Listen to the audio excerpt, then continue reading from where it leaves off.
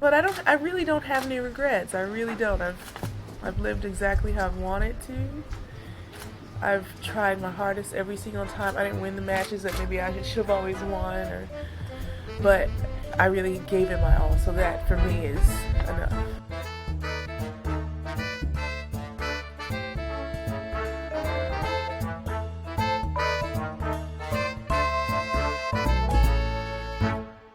Hey y'all. Howdy. Hi. Can I say it in many more ways that can annoy you? This is like take 3. They've all annoyed me so far. Welcome back to the Body Serve. I said to you, let's do something different. Let's be fun on this episode. Let's be funny. And what did you say? You said I'm more of a miserable gay than a fun gay. Yeah, that's really my aesthetic, I think. So rather than have you bog me down through 3 or 4 more takes, we're just going to roll with this. This is the Body Serve. I'm James. I'm Jonathan. This episode is a little bit different for us because our normal recording computer is in the shop. It took a tumble off the couch, and Scarlett did take a tumble that day. And the stand it was on smashed into the screen, and so the screen was totally busted. Because it's COVID, we couldn't drop it off anywhere, so I had to mail it in through FedEx. It literally happened the day that Ontario was shut down for real. And so it was like, well, can you go to FedEx during a stay-at-home order? I guess we'll find out. Anyway, it's being worked on. We're using our old computer. Hopefully it works. Yeah, if there's a difference in sound quality, that's why. We haven't recorded with this setup. We had to go try and remember how we used to record with this 10-year-old computer at this point. We have really been taking our time in between episodes this year, haven't we? Are you baiting me to throw you under the bus? It's like 2 weeks just flies by, and it's like, oh God, I guess we should do another episode. Well, listen, we got 3 episodes out in April, which is not nothing. Vince completes his 4 weeks tomorrow. 4 weeks of bed rest, crate rest. He'll be let out, at midnight tonight? No, because then we have to worry about sleeping arrangements. Tomorrow we'll deal Leave with it for another day. Meanwhile, in tennis, the European clay season took off in earnest. Of course, we had Monte Carlo, 2 weeks ago now. Barcelona was last week, along with Stuttgart, the premier indoor clay tournament of the year. And the pristine clay courts in Belgrade that were most pleasing to world number 1 Novak Djokovic. Yeah, we will get there. We're going to start with this past week and work backwards. Barcelona, the venerable 500 clay tournament in Barcelona, which Rafa Nadal has now won 12 times. It did not always look that secure. It was the most competitive final he's played here. One of the questions we always get asked is, what are the tournaments that you most want to go to? And for me, Barcelona is now right at the top of the list. Yeah. Mostly because we've now been to Barcelona, and we love Barcelona, and we love Tsitsipas as well. I still look at aerial photos of Barcelona and can't believe that's what it looks like. And can't believe that we got to go there. I mean, one of the things that we'd love to do, and having done a podcast for so long, it should be a reward for us, I think, is to see Nadal and clay at some point. So I think if the world allows, we have to pick a spot next year. Of course, Rafa Nadal won this tournament in Barcelona. It did not always look like that was going to be the case, coming off a loss to Rublev the week prior in Monte Carlo, and opening up with a tough 3-set match, and being pushed quite a bit the last 2 weeks. This is clearly a Nadal that's trying to work his way into optimal form. He gets to the final, and he plays the guy who has the most form on clay right now in Stefanos Tsitsipas. It ended up being the longest 3-set final since this stat started being counted on the ATP in 1991. It was the longest match of the year, period, on the ATP this year. And it didn't have to be that way, because Rafa had 2 match points at the end of that second set, and Stefanos saved them. And at that point, it's anybody's game, truly. We were already about 2.5 hours into this match, so we're going well over 3 hours at this point. Rafa had shown more frustration on court than we'd seen in a long time, maybe ever. Not just in this at Monte match, Carlo. but this entire Yeah. clay court swing. He's been struggling with the serve. The backhand is really not penetrating like it should, and he was missing some key shots over the high part of the net. It also looked to me in that final that Stefanos was getting more bounce on his shots, was hitting with more topspin than Rafa in certain spots, which was a little bit strange to see. Right. Stefanos has just been in incredible form these past 2 weeks and has kind of established himself as one of, if not the number 2 competitor for the rest of this clay season. Wow, you and so many people are just running away on this train. You're like, toot toot, let's go. I'm not saying that he, is going to win Roland Garros or anything like that, but based on his form so far, this is just a massive improvement in kind of his fortitude, right? He finally won a Masters 1000 title at Monte Carlo, and that seemed to just carry him through this week. See, this was nowhere near Nadal's best on clay. So necessarily, the other person is going to look better when you compare the two. However, Nadal can very frequently win against very good to great players without his best on clay. Which is what he did here. Right. I'm just saying, we should caution ourselves when we try and elevate Tsitsipas over a Dominic Thiem, over a Novak Djokovic as the person who's most equipped to beat Nadal. Of course. Ultimately, I still think it's going to come down to if Nadal beats himself through his level of play. Like, he won this tournament with a pretty bad serve relative to what we've seen since Carlos Moya's come on board. His serve has been pretty good in recent years. But I'm just saying, based on the evidence we have so far, right? That's all we have to go on this year. Of course, Novak is going to be a chief contender for Roland Garros, no matter what. No matter if he doesn't reach another final for the rest of the clay season, you will consider him, the number 2 or 3 threat on clay, I think. Dominic Thiem, we don't know, right? Dominic Thiem has been out. He's been injured. He's been struggling mentally a bit, and he's just starting to feel good in practice again. So, based on previous years, obviously. I'm saying that this is a futile, useless argument. And I learned my lesson. I'm sure you can go back to the episodes leading into the French Open last year and hear all the trepidation that we had. All the reasons we told you why Nadal might struggle in Paris. The weather. All those reasons. And all I say to you now, everybody listening, is go back and watch that final. Like, that was one of the truly stunning moments to me as a tennis fan watching tennis. That I could still be shocked and awed by what Rafa Nadal can do on a clay court. So all those what ifs about Nadal on clay were answered last year in that fashion. I'm not going to go through that again this year. I'm just going to watch the tennis. I'm going to wait for the French Open and see how it plays out. And bottom line still, I don't care how well Stefanos Tsitsipas is playing. I don't care if Dominic Thiem comes back. Is he playing Madrid? I'm not even quite sure. Whenever he comes back, resurfaces, if he looks in tip-top shape, Djokovic is still the number 2, regardless. Yeah. Anytime Djokovic shows up on a tennis court, he's a threat to win any match. Regardless of what happened last year at the French Open, he is the top threat to Nadal on clay. Yeah. It's exciting, though, to have another young player step up and be a legitimate threat to the top guys. Nobody has really ripped off the wig yet, but they're trying to shift it a little. Look, by the time they're ready to actually rip off the wig, there'll be no wig to rip.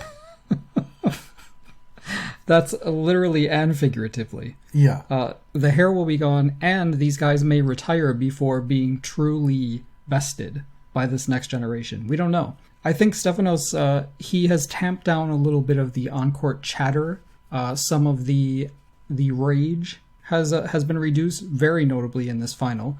He had a pretty unfortunate incident with an umpire, I think the previous week, telling him in doubles to go back to the futures where you belong.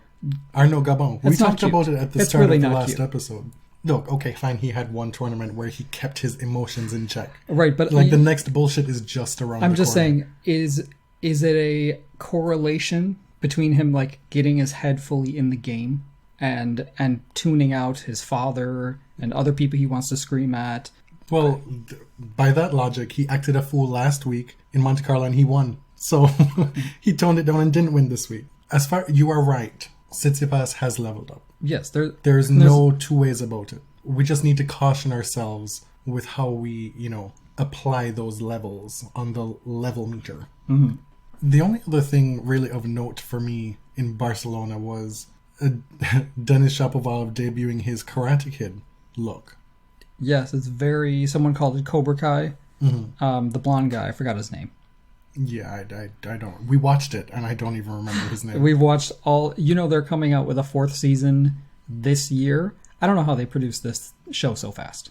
It's a good look for him. Yes, he's ditched the backwards hat. Now he's got the thick headband, and he's got like a short... Mm-hmm. I don't know what you call that. It's like a mini bowl cut.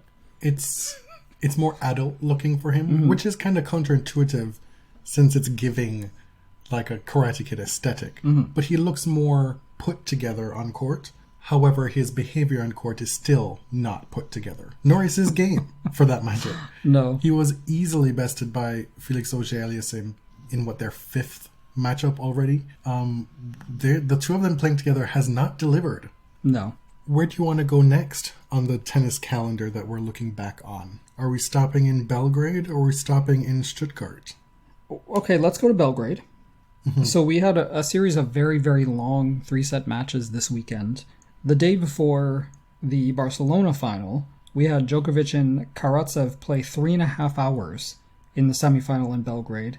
Break opportunities galore. Karatsev had 22 break opportunities versus Novak, converting 6. Novak had 33 break chances. Clay is the surface where we will be getting these long matches. Yes. We've been kind of spoiled, if that's your thing, by getting cute little 2-hour 3-set matches. Right. 3.5 hours is exceptional, though, because at the time, it was one of the longest. It was the longest 3-set match of the year so far. On Saturday, it was the longest 3-set match of the year, and then the Sunday, right. Nadal Tsitsipas beat it. This wasn't exactly a pretty match. Clay has always been Novak's least successful surface. Well, I don't know if I would say always. Early on, he was routinely beating Rafa on clay. Before he was dominant on grass. Okay, I'm just saying. Take his career as a whole now. Clay is not his most successful surface. That said, he's always been exceptional still. Mm-hmm. You didn't really expect Novak to show up and giving you wonky results on clay. Right. You didn't expect his fortress to be penetrable on clay. Ew. I've seen some of his fans recently say they don't enjoy watching him on clay anymore. So that's the difference to me. It's not that clay was ever his best surface, but some of his fans are like, we're not really seeing the best version of our guy. He's playing more passively. Maybe he doesn't enjoy the surface as much as other surfaces, mm-hmm. and it kind of shows. But again, he reached the French Open final last year. He won Rome. He's still very formidable here. But this is just kind of a weird stretch of play. I mean, if you're getting yourself into regular 3-set tussles on this surface, it's not fun on your body as an aging tennis player to be doing this all the time. No. But with Novak, who knows? This long match against Karatsev could be the match that lights the fire. It could be the practice that he needed. It could have been Dan Evans, to whom he lost in Monte Carlo. He's had Evans and Karatsev back-to-back tournament losses. He's taking off Madrid and then may play the second Belgrade tournament. Yeah, so this is still not clear to me. I haven't seen it reported in any of the big publications, but we think he's not playing Madrid, and he is on the entry list for Belgrade too. Now, of course, that doesn't mean he will definitely play there, but he is on the entry list. He's only one of 2 top 30 players there. Gael Monfils is the other one. Still, I would not read too much into this for Novak. Yeah, I agree. He himself said, it's all about the slams now, right? He has a shitload of Masters 1000 tournaments. It is about... Is that an actual measurable thing? A shitload? Yes. How many shitloads do Rafa and Roger have? I would have to check a wiki. I don't remember. But it's all about getting ready for Roland Garros, period. At his age. We did talk about this after he broke the record for weeks at number 1, that this is what he's always told us. Mm-hmm. And in order to break the weeks at number one, you had to maintain a certain level at these lower level events, meaning anything under the level of a Grand Slam. Yeah, you couldn't enter only the slams and a few other tournaments. And you had to play well at these events. And then he broke that record, and then he told us, well, hey, I'm shifting my focus now. Like I've always told you I was going to do. Now it's about the Grand Slam records. Right. And so we talked about at the time, how will that affect his schedule going forward? Will his schedule look different? Will the effort he puts forward at these smaller tournaments look different? Maybe that's something that's in play here now. And I'm sure he's also going through a phase of trying to figure that out himself. And I mean, I don't question his effort at this tournament, especially in this long match, because he could have bailed out a lot earlier if he wasn't feeling it. But sort of an inconvenient truth about tennis and any sport is that sometimes players go to tournaments and do not put forth their full effort. Mm-hmm. Not saying that happened here, but you just can't be on all the time. But also, if it is now part of your explicit strategy within your camp as like a new thing, maybe that's what we're seeing play out as well. There's just no way of knowing unless he tells us. And also, like, it's not that big of a deal. We fully expect Novak to come correct in Paris. Yeah. Now, the actual winner of Belgrade, who we haven't mentioned, was Matteo Berrettini, who beat Karatsev in another long final, 2.5 hours. Berrettini had been dominant on his serve throughout the tournament, probably faced a tired Karatsev, but who still had 2.5 hours to give in the final. Berrettini was winning around 80% of his first serves throughout the tournament, which, if you're doing that, like, you're in pretty good shape. Mm-hmm. I do not understand what's going on with Karatsev at all. We saw him with his breakout at the Australian Open, and there's no way that somebody with that game should have been floundering on the ITF and Challenger circuit for that long. Like, it's not like when Cecchinato had his breakout at the French Open. You're like, oh, okay, cute. Or when Sangren had his moment at the Australian Open. You didn't think that those players would then go on to do what Karatsev is doing now. Yeah. Because their games didn't look as good. Like, he has a fluidity to his game, way more tools in his game than these other guys who've had these surprise runs. And how did this not happen till now? I saw John Wortham ask or talk about it on Twitter the other day, saying, I'm struggling to find a comparison. And folks were like, well, Wawrinka, and they're like, no. Wawrinka was a top 10 player. Wawrinka had made quarterfinals. Yeah. He had been around. Like, this is truly kind of unprecedented.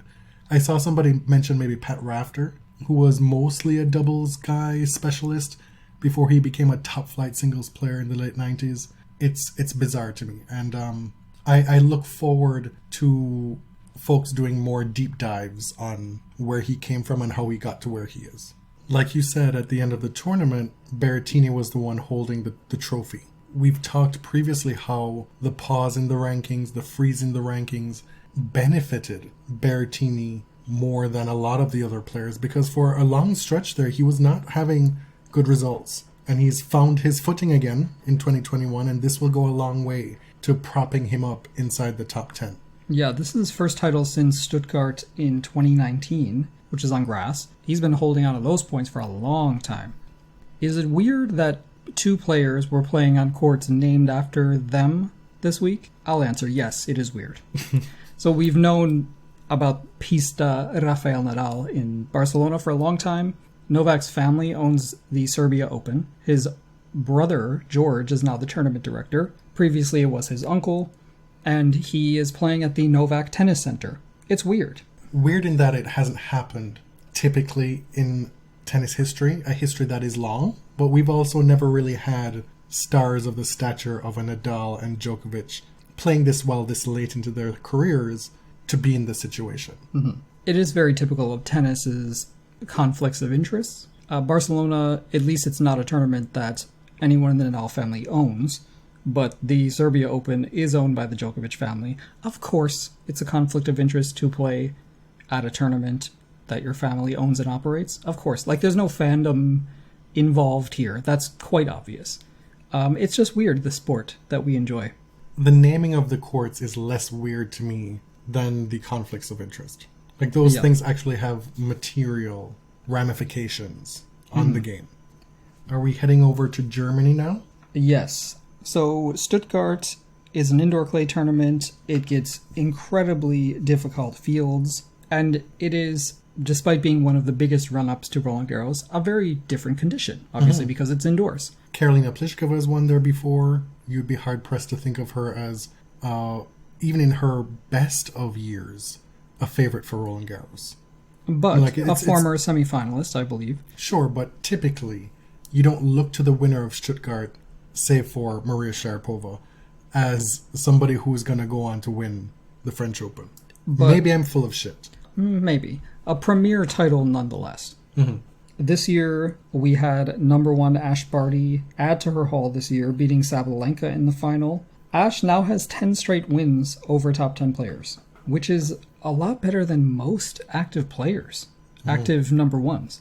She had to beat 3 top 10 players in order to win this title. We mentioned Sabalenka, obviously, Pliskova, and Svitolina.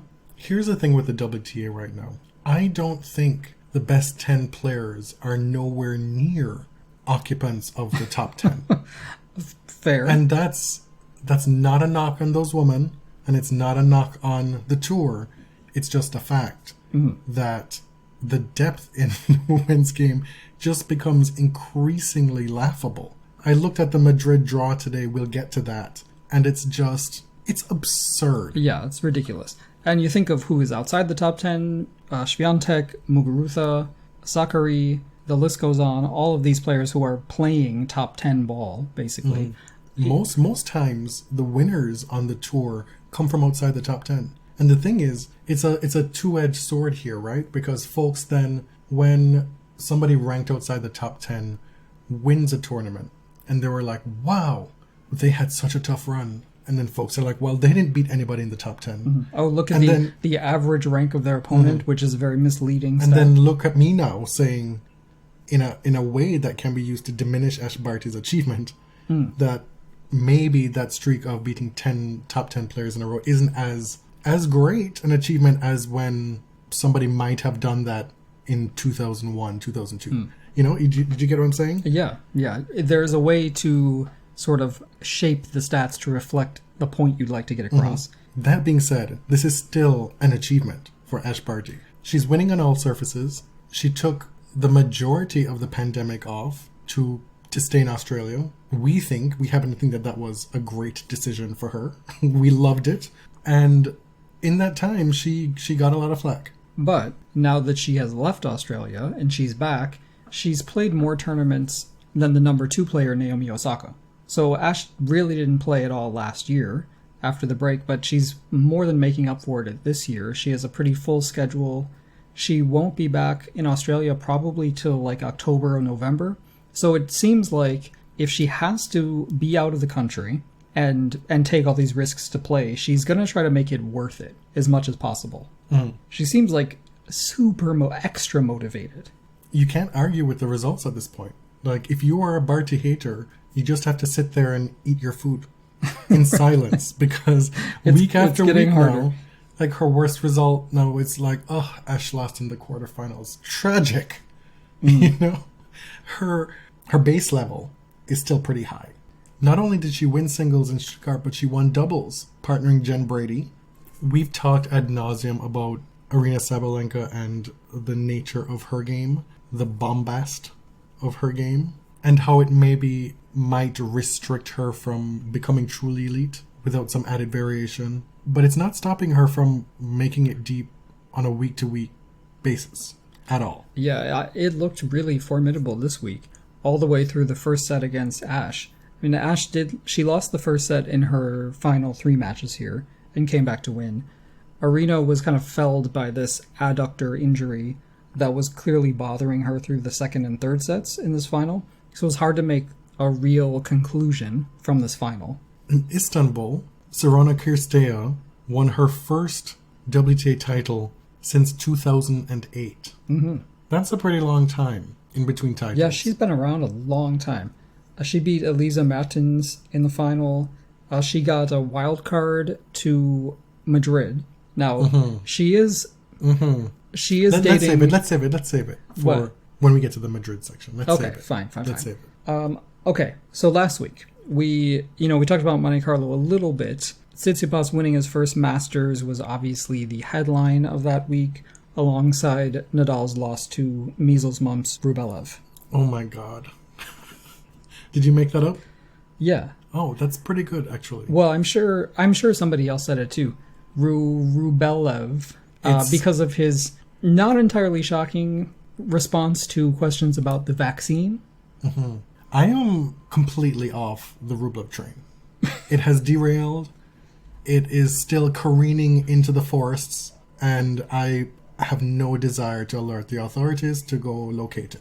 I know you don't like his game. I never really liked his game to begin with. You're not really into the gaunt, emo, sad dude aesthetic, Also, which is was fine. Also, I'm just finding it very difficult to truly stan anybody new. Like, he was in his probationary period, and then neither his game could wow me, nor his thoughts on the vaccine wowed me, but in a totally different way. The problem is that, okay, we're older now, but our favorite players are getting close to retirement, and in order to stay really invested in the sport, you feel like you gotta find somebody, right, to really make you continue to care deeply about it.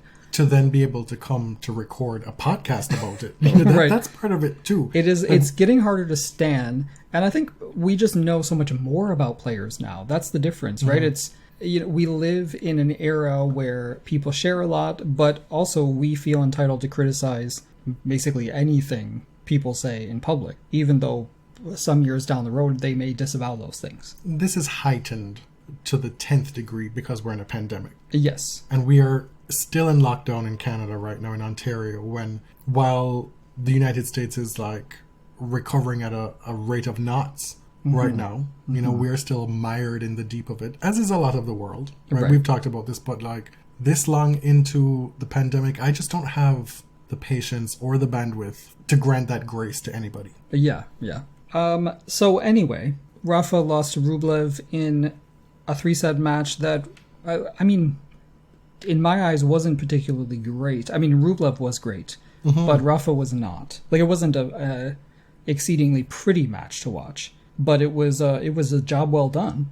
It gave hope to Rublev fans who may have been concerned that he isn't able to elevate his game specifically in a powerful way to beat the top guys, like to blast the ball like that so consistently on clay. Kudos to you, sir. Yeah. Now, on Tsitsipas's part, it was I would say a surprisingly dominant run. No sets lost, beating Karatsev in the first round, Garin, Davidovich, Evans, and then Rublev in the final. That is not a bad run. Evans had beaten Novak. Rublev obviously just took out Nadal. Rublev also beat Casper Ruud in straight sets in the semifinals. This run didn't come out of nowhere for Stefanos, but it was quite a breakthrough at this level. Kudos to Stefanos too, because we were concerned after what happened to him in the third round of the US Open against Borna Coric that perhaps that was a loss that could linger for him. And he is completely just moved past it. We talked about who are the clay contenders, and you and I had... Well, you talked about right, it. We had some differences in opinion about how we talk about who's next or who are the challengers. Dominic Thiem, obviously, he hasn't played in a little while. He's someone you expect to reach the final stages at these early clay tournaments, Monte Carlo and Barcelona. He's a stalwart at these tournaments, so it was weird not to see him. And it's hard to draw any conclusions about how he will do because he's had such an unusual spring for him. He gave an interview where he said, after the US Open, I was in a state of euphoria. The results still matched. I was in the final of the ATP finals in London, but in the preparation for this season, I fell into a hole. Whether the looseness will come, we will see. I don't know. I hope so. Went on to say coronavirus has taken away the good things, starting with travel, free movement. The bad things remain. It's difficult to play week after week under these circumstances. Benoit Paire, take a leaf out of this book. Oh, I thought you were going to say take a leave. That too. I appreciate Dominic's candor here. You don't always get this from tennis players. He is obviously struggling mentally, struggling with motivation a little bit, And he has indicated over the past few days that he's kind of breaking through again. He's starting to feel good in practice. He was dealing with this foot injury at the same time, but it seemed like there was kind of a lot closing in on him. And for somebody who would put so much stock in finally breaking through and winning a Grand Slam, you can understand how you need to reset. Like, your life goal is achieved, so now it's like, what's next? How do I continue this? How do I become the number one? So many players struggle after winning their first slam. And actually, like, I didn't see him as one of those players. But, I mean, you win your first Grand Slam, and then you still have to worry about being relegated to interview room 2 at the next Grand Slam. You have to worry about people coming after your money when they don't deserve it. You know, there is a lot outside of just this to consider as a tennis player. In all seriousness, I do appreciate his tone seems to have moderated from last year in talking about the pandemic, and that it is actually starting to really wear on him. I don't know. I don't know how to think about that, or if I'm being too cynical here. But Dominic Thiem is the person who played more than damn near anybody on tour. Right. So he's really the person who's going to be probably most affected or exposed to all the travel restrictions, along with Benoit Paire, because he plays damn near every week as well. It's bound to happen that you get frustrated, like regardless of how you view the pandemic, regardless of how you take precautions, what your like political viewpoint on all this is, you're gonna be affected by this. Do you know what I mean? So I don't want to like take his words here now and then make some kind of gracious value judgment on like some kind of Dominic Thiem growth. Jonathan, it's called having empathy. I told you my bandwidth is not there. It's just not there. And like I need to see something more than that. You know, kudos to him for having that self-awareness and to being able to express himself this way and being able to provide that self-care for himself. But this does not change my view of Dominic Thiem, is what I'm saying. Fair. It seemed that was the direction that you were going with that.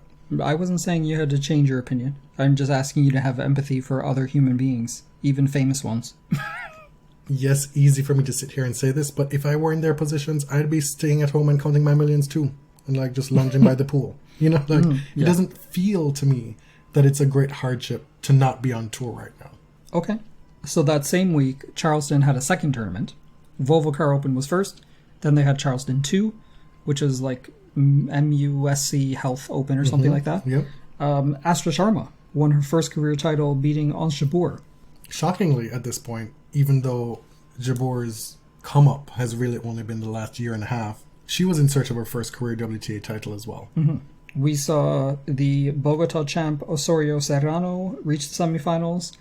The Volvo Car Open's runner-up reached the semifinals again. That's Kovanic. And I mean, if you're in Charleston, why not play again? Come back next week. Let's talk about Madrid, because this is a tournament that historically we have not necessarily cared for. And one of the chief reasons for that is who the tournament director is, Jan Tiriac. You had alluded to this a little bit earlier, but Ms. Sorana Cristea was awarded a wild card into this very deep field. I assume that would have been the case regardless of her win in Istanbul. It makes the pill... You can't assume. Fine. But if you were to assume, her win there at least makes this a less bitter pill to swallow. Yeah, it makes it legitimate. Why are you burying the lead here? Sorana is dating Jan Tiriac's son. Okay? Folks have been listening to the show. We've talked about that before. Okay. So, you know, there obviously is always an appearance of a conflict of interest in situations like these, but I think the winner of a recent clay tournament getting a wild card into Madrid is not a surprising thing. It only has the appearance of a conflict because of their relationship. I'm not going to bat for Ms. Kirsey here because I certainly will not take this platform to do that ever. It is absolutely still a conflict of interest. Yeah, I'm just saying that wouldn't be surprising no matter who the player was, if they happened to win Istanbul to get a wild card into Madrid. Fine. She's ranked 58 as of this week after that tournament win. It's a 64 field tournament. It's not that ridiculous. I stand corrected. Yes. It's just still a whole lot of mess. Far be it for me to defend anything having to do with Tiriac, but let's not make a mountain out of a molehill here. He's still trash. Oh, indeed. And he makes trash decisions at that tournament, and he's a stain on the sport. Serrano's would-be husband will probably be sending a cease and desist letter soon, like he did to Alexis Ohanian, but, whatever. This draw, though, I'm just going to talk about this really quickly. Top half, Ash Barty plays Shelby Rogers in the first round. That is the 4th time that they have played this year alone. Ash is 4-0 career. Like, that sucks for Shelby Rogers. It just does. Kerber could potentially play Kvitova in the second round. Elena Vesnina is making her singles main draw return from having a baby. She's previously played doubles. She's going to open against Kudermetova, who is the top-ranked Russian Volvo Open champion this year. Sloane Stephens has to play Garbiñe Muguruza in the first round. The winner of that match likely to play Ons Jabeur in the second round. Like, it's just crazy. Venus opens, she's a wild card, opens against Jennifer Brady. That is unfortunate. Not great. Naomi Osaka could be playing Karolina Muchova in the second round. Sakkari against Anisimova in the first round. Karolina Pliskova playing Coco Gauff in the first round. Azarenka Alexandrova. And then potentially Sabalenka and Kasatkina in the second round. Like, this is going to be lit. Like, but it's not helped by the fact that there's a bunch of qualifier versus qualifier matches in the first round. That's just true. The way the draw shakes out. If y'all haven't seen this interview/documentary that Daria Kasatkina made, you absolutely should. Yeah. So this is done by sports.ru. The interviewer, Sonia Tartakova, recently published another interview with Rublev. And this woman is insanely good at what she does. She's managed to get all these just bombshells from these two players in a way that sports media rarely can. She just asks extremely direct and invasive questions. Mm-hmm. And the thing is, Dasha Kasatkina was already known as a pretty funny person. She's witty. She's willing to sort of banter. Her social media is hilarious. But, I mean, this was a whole nother level. She asked her point blank, there are all these girls in your generation who have won Grand Slams. Are you envious when you see Sonia Kenin out here with a Grand Slam? When you see people younger than you, like Iga Świątek with a Grand Slam? And she said yes. And then Nadia said, what makes them better than you? And Dasha, to her credit, says, I don't think they're better. We learned a lot of things. We learned that she considered retiring in early 2019 after losing to Zvonareva. We learned that Nike dropped her. She doesn't have their sponsorship anymore. That she's still wearing Nike, but that's because she's had 5 years worth of clothes piled up. Right. Apparently she can wear the leftovers. But when the leftovers are gone, she's going to have to find another clothing contract. The retirement question was interesting because she said that at the time her coach was Philip DeHaze, and he said, if you don't want to do this, then maybe it's time for you to find another profession. And that can be interpreted in so many ways. You know, we're watching a translated interview. Mm-hmm. We don't know, her tone doesn't seem like she was upset, but she said she was hurt by what her coach said and how he said it. And then she quipped that, good thing I can't do shit for a living except tennis. Right. This interview, though, the title cards were... They were to the point. Yes. One of the title cards said, bisexuality, gold diggers, sex with opponent. Did Dasha casually come out as queer? Yeah, she did. She absolutely did. It was... I saw a lot of people talking about it and thanking her for speaking up about being bi and whatnot. And the majority of the conversation that veered in that direction wasn't very explicit. No. And so I was like, when is this... Are we getting there? When is this happening? The interviewer then addressed it head on. She said, you tend to swing both ways. She's like, yeah. And then she went into this whole discussion about the differences between being in a relationship with a man and a woman. And she said she's open to being in a relationship with a woman. So, I mean, that was just one of many delightful tidbits from this interview. It was a fascinating look at the mind of a professional tennis player, if you're not into all that extraneous stuff. It must be a cultural difference, because there's no way that, say, a North American player would answer, like, how much do you pay your coach? Like, you get the initial brush off, and then here's this interview with the follow-up, but yeah, like, so how much is it? And she talks about the big bonus that she paid her coach 1 year, and then the interviewer's like, well, what are we talking about here? 10, 15%? She wants to know exact numbers. She's like 10%, and then the interviewer's like, well, that's kind of small, isn't it? She's like, no, that's pretty standard. And then she goes on to say, well, how much exactly do you pay them? It's like, wow, this is... Oh, were you mad when Svetlana was using your coach? No, she wasn't, for the record. But not to make any sweeping generalizations about a culture, but the directness is refreshing.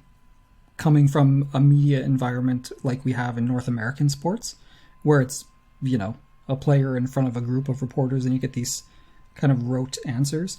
This was it was so intimate. Mm-hmm. Carla Suarez Navarro announced that she's, quote, cured after treatment for Hodgkin's lymphoma, and we're hearing rumors that she's planning to play the French Open. She practiced at the Madrid Open this week. She is, I'm told, scheduled to practice with Venus tomorrow. We'll see. We'll see if that's the case, because the actual written announcement has Serena practicing against Suarez Navarro. Well, I can guarantee that it's not Serena. That is good news for her. Absolutely good news. Yeah. She seems to be one of the most beloved players on tour, and I imagine there are a lot of happy scenes in those locker rooms with Carla back on tour. Yes, she said it's been 7 months of treatment and she's finally seeing the other side. For something completely different. This can't be good, because the next two items on this agenda are Fognini and Benoit pair.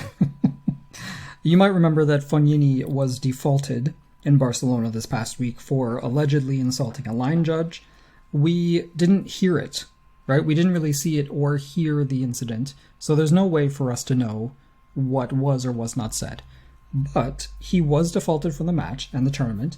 He told Corriere dello Sport in Italy that he may have to sue the ATP because this default has tarnished his image. Quote, because tarnished his image. He said it's false, and it's tarnished his image in front of his children, which his children are the most important things in the world to him. Fine. I'm making no judgments on whether or not what was said to have been said was actually said. Was he not concerned about the entirety of his career before now? Well, that's the thing, right? He's a grown-ass mid-30-year-old. Like, what image is there to be tarnished? I mean, he's called his opponents racial slurs. He's called female umpires whores. He's berated people all over the globe. I mean, if this tarnishes his image, he has already embarrassed himself completely. He's a wrecking ball of all manner of shit in tennis. And this is just a little bit precious, frankly. It really is. But he has appealed it, and he said if his appeal is not granted, he will have to consider suing the ATP. I mean, good luck with that one. I would love to follow this court case if it happened. I would love to watch the defense's rollout of evidence. Mm-hmm.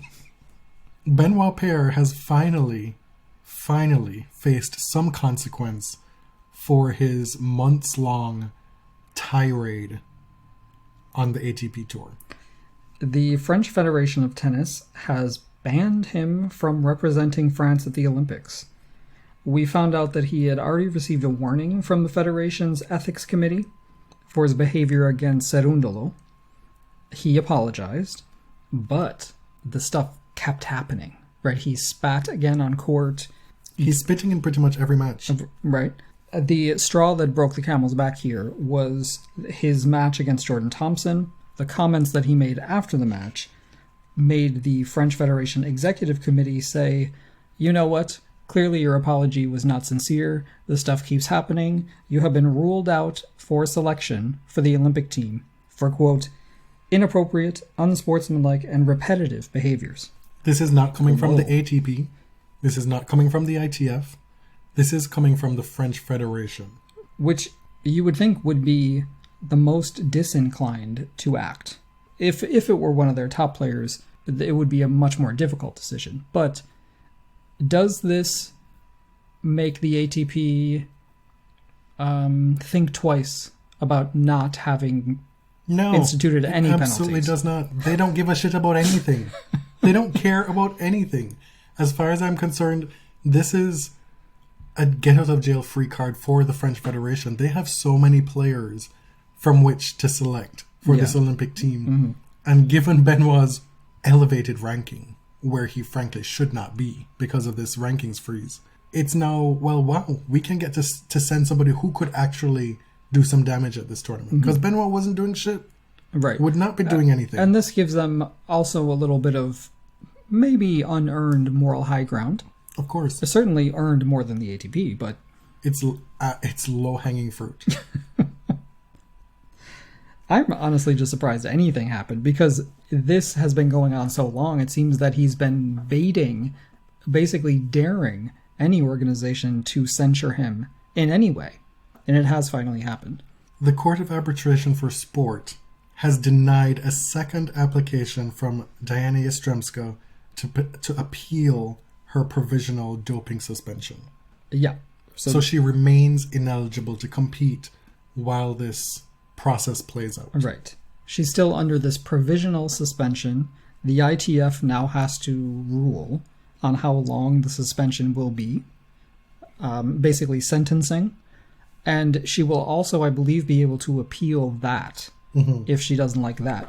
But the CAS, the Court of Arbitration for Sport, has made it quite clear twice now that they're just not buying the appeal for the provisional ban.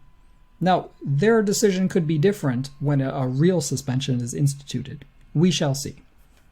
But I guess this probably means that, the evidence or the story that she has presented has not been convincing to them.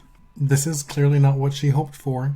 This is another blow to her optimism, to her defense. We know that she traveled weeks after getting COVID to infiltrate the Australia bubble with hopes of being able to play the Australian Open. That hasn't happened, and now, months later now, this is 3 months later now, she's dealt another blow.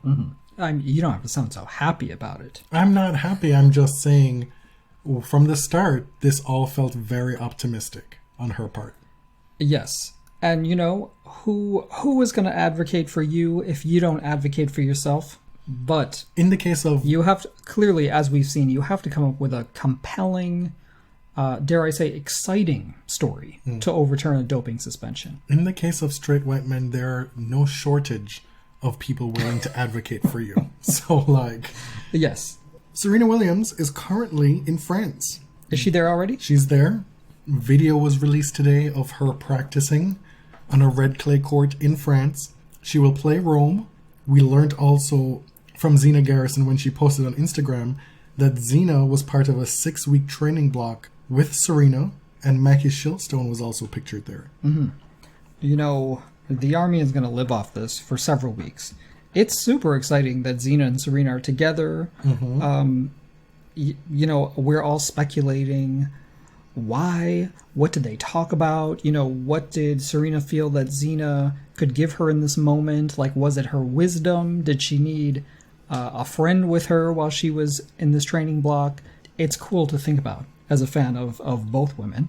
But, Zina is Serena's former Fed Cup captain. She's been there. She knows what it's like to be a top player. Maybe she just needed someone with that wisdom. Zina told us that they have a personal relationship, so that should not come as a surprise. Folks have gotten into this routine of thinking, for whatever reason, that Serena Williams does not take her training seriously. And that's so absurd to me. Frankly, it's upsetting. It's offensive that folks in their basements on the internet should think that they know better than Serena Williams what she needs as a grown-ass 23-time Grand Slam champion to Yeah. still be performing at this level. So, I mean, you can say that, but yes, over the next several weeks, it will be a whole lot of assessing her footwork and her movement and all these things, watching these grainy practice videos on Instagram. I would like that era of Serena fandom to depart. What I would like to remain, because we've seen teases of it, is Serena dragging people on the internet for not minding their own business. That's Yeah. what I'd like Yeah. to see continue. Unfortunately, Bianca Andreescu continues to have a run of bad luck. She's tested positive for COVID-19. You'll remember she had to withdraw in the Miami final against Ash Barty with an injury. You know, she was back. Now she's not back. Wish her a very rapid and uneventful recovery from COVID-19, but it's just another setback in the past few years for her. Are you ready for your quiz, James? This may I come as a guess. surprise to folks who are listening because we didn't tease it at all. And we haven't done a quiz in a long time. We've had quizzes on the agenda that I just ended up forgetting to make. Is this quiz about tennis? This quiz is about tennis. Oh dear, I'm not going to do very well then. This quiz is about the ATP and the WTA top 100 rankings. Like right now?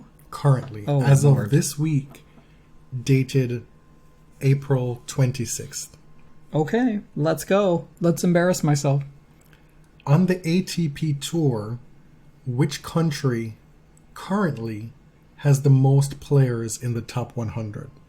A couple of weeks ago, this was one country. As of this week, it's two countries have the most players in the top 100.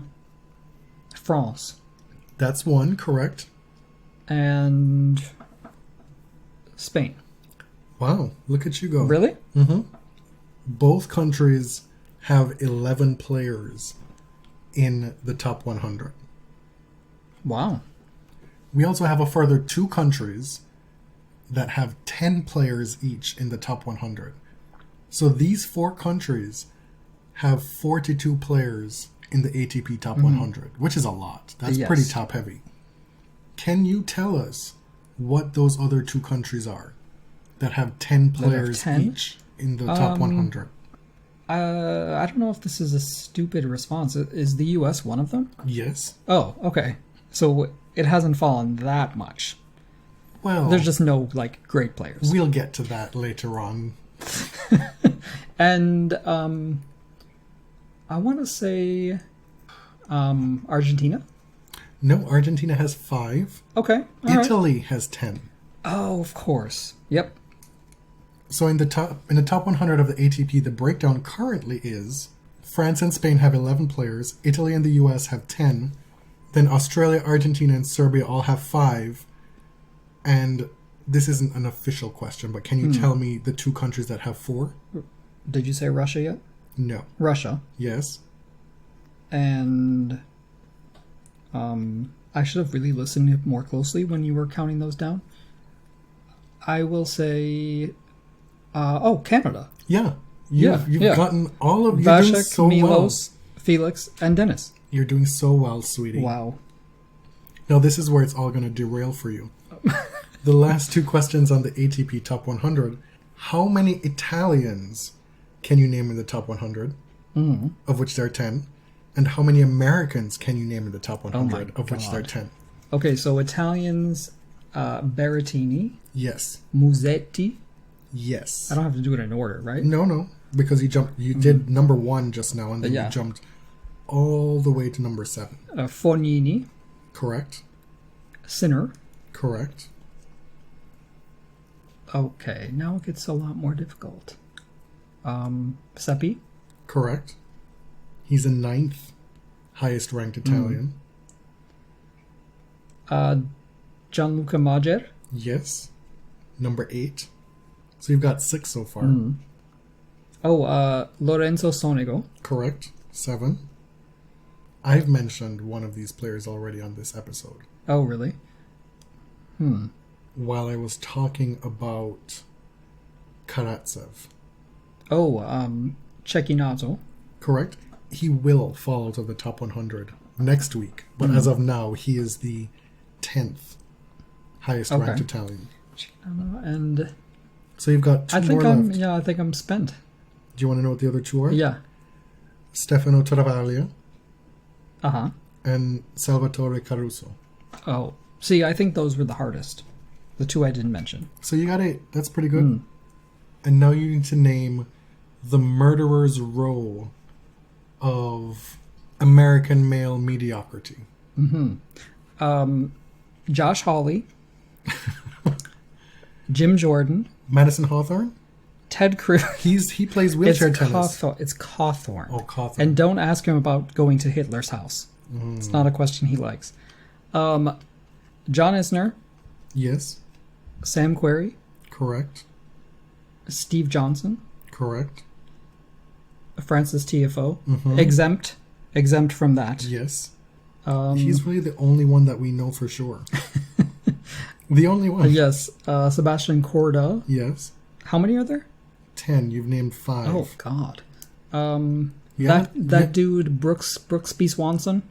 What's his name? Jensen Brooksby?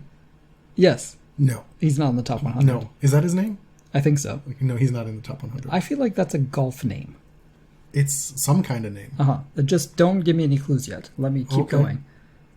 Who are the other guys? It's most definitely not Jack Sock. Or any of the Harrisons. I said the top 100, not the top 1,000. Wow. Mackenzie McDonald. No. He's not in the top 100? No. Oh, shit. Michael Moe? No. No. Now I'm just naming Americans that I like. You haven't even named the number 1 ranked American who's ranked number 30 in the world. I feel like that's a lie. That is not a lie. You haven't named the number... I haven't named the number 1 American? You are missing the number 1, the number 3, the number 4, the number 5, and the number 10. Shows you really how much I care about American tennis right now. Are you sure? Are you California dreaming? Put yourself in a headspace to be California dreaming about frosted tips and a laissez-faire that dude from kind of... JJ Wolf? No. He's Ohioan, isn't he? I don't know. This dude has a surfer dude aesthetic. Oh, Thomas Paul. That's one of them, but not the top ranked American. To be honest, I really cannot remember. He's been giving a lot of hairography. Hair mess, some would say, in the last few months. Frosted tips, pinned up. Very slight in stature. Sebastian Corda? I just mentioned him. Looks like Coach Taylor. Could be Coach Taylor's son. Like from Friday Night Lights? He himself has a son. He has a son. Yes. Has been married. Is now divorced. At like 22 years old.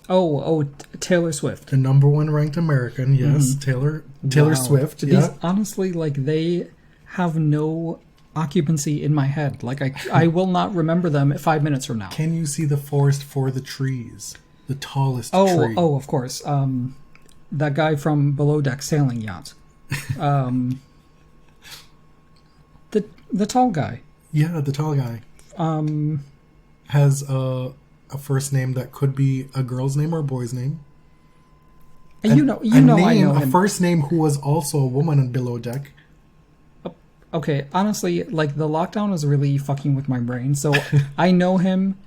It's like, listen. What is it, like Bradley or something? Listen, who is the redhead on Below Deck, the deckhand who was just popping off on everybody on Below Deck, where her bosun couldn't say anything to her? Oh my god. Yes. What was her name? Her name is his name. Spelled differently. She's from, I think, Alaska. Yeah, I know who you're talking about. Honestly, I cannot remember. This is so stupid. Okay. I'm going to be so embarrassed. So that's Riley Opelka. Yeah. There it is. You're not going to get Marcos Giron. No, because I didn't know that he was from the U.S. And the worst offender of the lot, Cawthorn's older brother. Can we just move on from this country, please? Tennis Sandgren. Oh, God. I hope that the listeners will forgive me because they too would prefer to forget. Look, you got 7 of the American men and 8 of the Italian. Yeah, men. no, That's pretty good. I was happy with the Italian side. You did pretty well. The on fact ATP that tour. I couldn't remember Riley Opelka's name is really embarrassing. That is pretty bad. Because I know his name. Like, I know him. All right, WTA. Which country has the most players ranked in the top 100? I think it's the United States. That is correct. An unofficial question, but how many players do you think that is? I would say, like, 14. 17. Oh, wow. And do you know who is the 17th highest ranked American woman right now? In the 90s? Do I? Probably not. Danielle Collins? She's going to be introing this episode. Are you serious? Yeah. Venus the Williams? Venus the Williams is the 17th Jesus ranked Christ. American woman right now. Okay. With 10 and 9 players ranked in the top 100, which are the next two countries on that list? Number 2 and number 3. I want to say, this is probably really wrong, but Russia and Spain. Both very wrong. Neither of them are in the top 6. Really? Correct. No, as in yes. Yes. As in you're wrong. Right, as in, yes, you were incorrect. Correct. Okay, are you going to tell me? The answer is the Czech Republic with 10 and... Oh no, you said Russia. Yeah. Yeah, Russia is 1. Oh, wow. Oh, my God. The Can we get a new host, please? No, the R... See how I have it written here? That's the answer sheet. It's not the answer sheet. The R looked like an A. I thought it was AUS. I thought it was Australia. So you're right. You Okay, got so one I there. got one of them. You got Czech one. Republic, okay. Big miss. Fair. Russia has 9. Okay. Think about this one now. You have 2 more questions left. Which country has the lowest combined ranking for its top men's and women's player? Do you understand that question? Like the best? By lowest, you mean like the best ranking? Correct. So say if Barty and Djokovic were both Australian, they would be number 1 with a ranking of 2. Right. Combined ranking of 2. Fair. Okay, I have my guess. Okay, tell me. I think it's actually Spain You're correct. with Rafa and Garbiñe. The number is 15. Rafa advancing yet again to number 2 this week, and Muguruza at number 13. Oh, so you were adding them together. Okay, I was Yeah. thinking, well, it's the same thing. I was thinking like the average, No, but it's the same thing. adding them together. Yeah. Who do you think is number 2 and number 3? Unofficial. I want to say, I think Russia is one of them, and the U.S. Russia is number 7, and the U.S. is number 10. Oh my God! Yeah. Wait, how? Think about it. I What's told the you- best American man ranked? I told it's like you. in the 30s. Told you, Taylor Fritz, number 30. Okay, 30 plus 2 30 plus is only 4. 32. Naomi is 2, isn't she? She's Japan. Oh, Jesus. Oh my God. I told you I was going to do badly on this. Of course, Naomi plays for Japan. I knew that. For the record. You were just Please. a bit muddled by that lunatic rant on the Breakfast Club Yes. the other day. Oh, yes. From Dr. Umar. Please strike that from the record. I know that Naomi Osaka plays for Japan.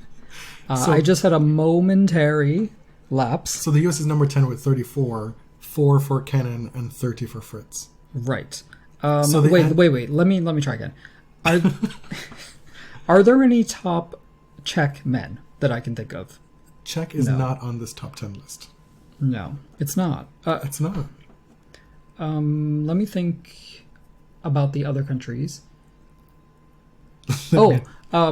Greece.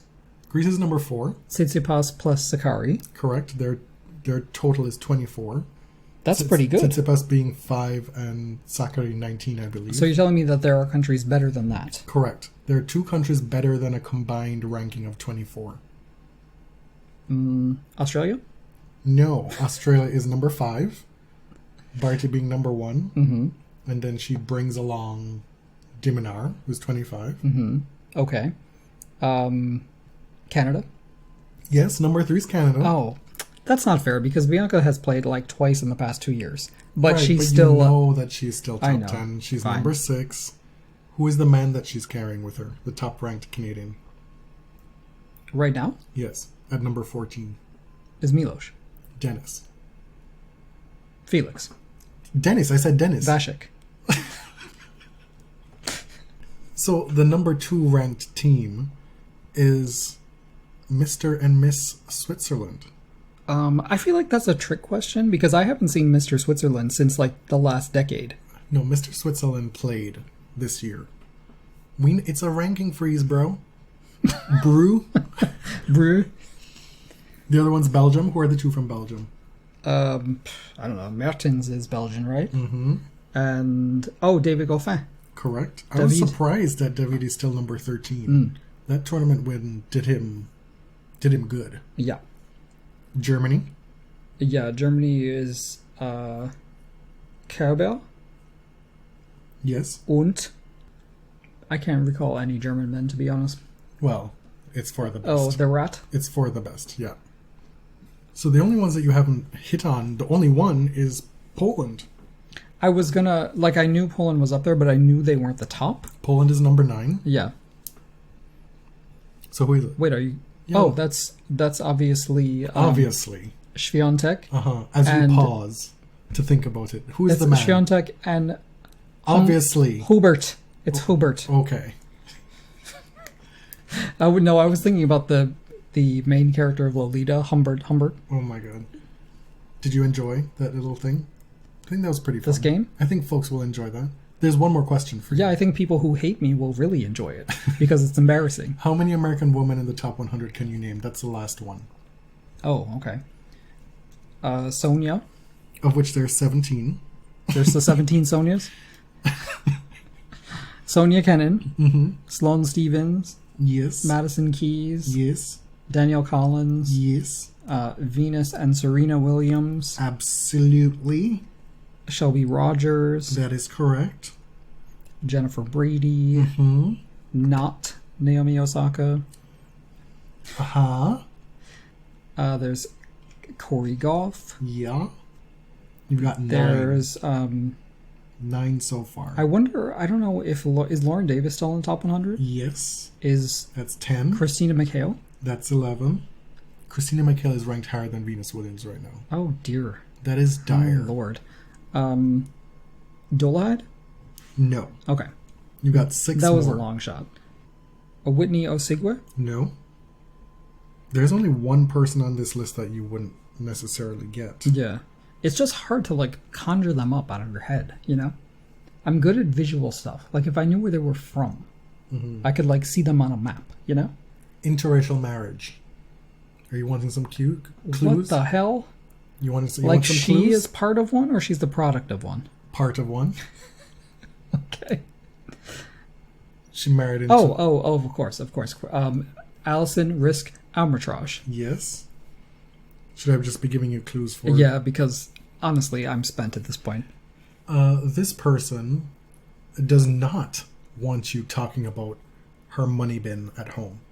What? Or her daddy's money bin inside the football stadium. Jessica Pagula. Oh my god. That's pretty bad that I forgot her. This person is mostly known for having kind of a flatlining personality, except for when she went off on court last year and laid a few F-bombs. Amanda Anisimova. Sorry, Amanda. I am a fan. I didn't mean to forget you. This person may have a legitimate excuse for not wanting to get vaccinated because of needles. Oh my god. What's her name? Madison Brengle. Yes. And so you've got 2 left, one of whom is a person you picked as a breakout candidate this year. Oh. Anne Lee. Yeah. So there's only one person left, the one that I don't think you'll get, Bernarda Pera. Oh. Yep. Okay. Yeah. So that's that. That's the quiz. I know there are listeners who could rattle off like all 17, and that's great for you. That's not my life. You're a sporkle genius. And, you know, good for you. I think you did pretty well. Why, thank you. I thought, and by saying that, I thought you were going to do worse. So when you're sitting there being hard on yourself, I think the listeners will grant you some of that empathy that I did not grant Dominic Thiem. So what you're saying is that when I'm being hard on myself, just know that you thought I was much stupider than that. No, I did not say that. I just think that we need to be kinder to ourselves. You want me to be kinder to other people right now? I'm saying we need to be kinder to ourselves. Like Mariah Carey, who on her Twitter space conversation the other day told us that she was not happy with her If Only You Knew Somewhere Over the Rainbow performance tribute to Patti LaBelle in 1998. That blew my mind. Yeah, which is ridiculous. I've literally watched that hundreds of times. It might be the live music performance that I've watched most in my life. I was in a parking lot when I got the notification that she was live, and I just sat there listening to it, and my jaw hit the floor. I could not believe it. And so you, like Mariah, like all of us, need to give ourselves more grace. Be kinder to ourselves, because the things that we think are so bad and such big failures about ourselves are probably viewed as roaring successes by other people. Or at least neutral. One of the lessons that I've learned I think you're going to be in like the 70th percentile of this quiz. No, one of the lessons I have learned as I've gotten older is that, like, the things that you're worried about that people will observe about you, they just don't notice. Like, they don't care. Everybody is wrapped up in their own stuff.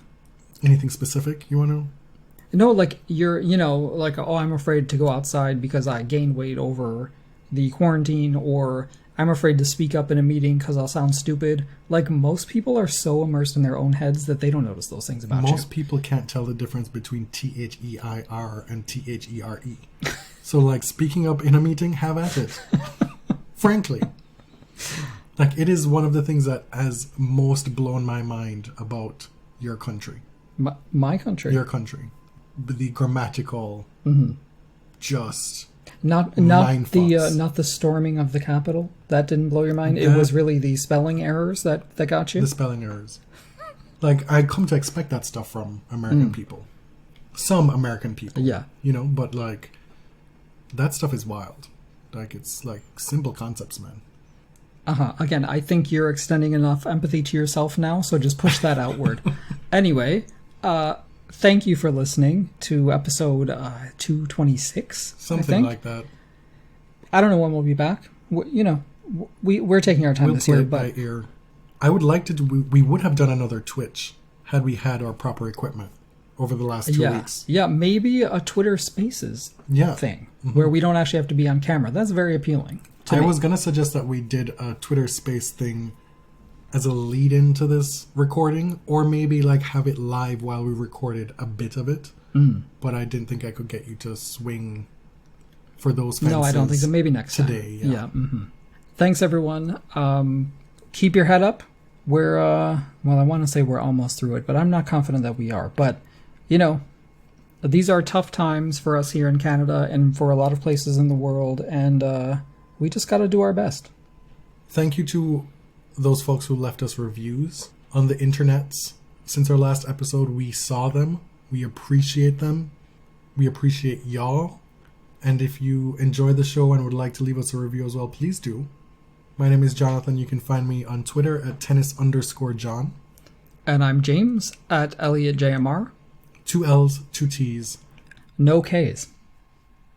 I think you should just let Elliot with 2 T's drag race comparison war thing just die, because nobody is checking for her right now. If you want to go down a rabbit hole, just Google that. Till next time. Thank you. Thank you very much.